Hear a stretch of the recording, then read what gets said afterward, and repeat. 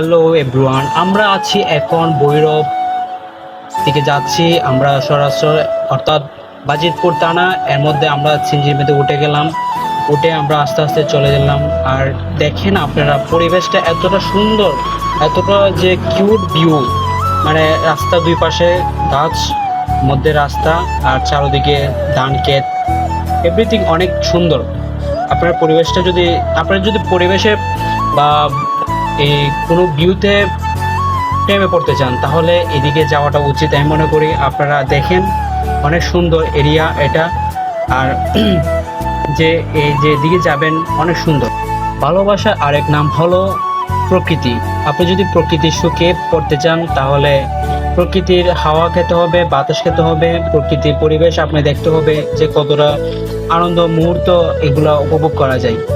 আর এর মধ্যে আমরা ভৈরবের রাস্তা উঠে গেলাম, উঠে আস্তে আস্তে আমরা চললাম আমরা গন্তব্যস্থানে।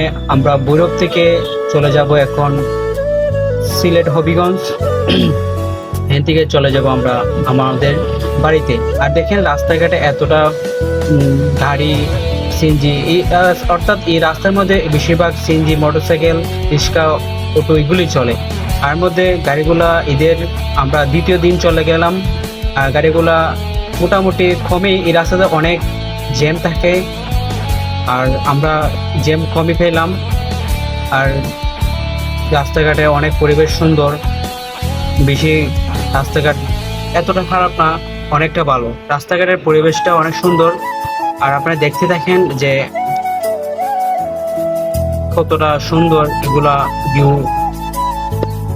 আশা করি আপনারা ভালো লাগবে ভিডিওটা দেখে। আর আরেকটা এলাকা অপরূপ দৃশ্য, শ্রীমঙ্গল, এটা হচ্ছে রশিদপুর গ্যাস ফিল্ড। আপনারা দেখেন কত সুন্দর গ্যাস ফিল্ডের চারদিকটা।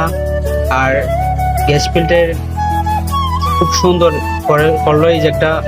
তারপরে গ্যাস ফিল্ডের চারদিকে গাছপালা, বাগানের সাইডে এটা করেছে, বাগানের একদিকে, মানে চা বাগানের একদিকে আর কি। তারপরে আমরা চলে গেলাম আস্তে আস্তে শ্রীমঙ্গলের আগের দিকে চললাম আমরা।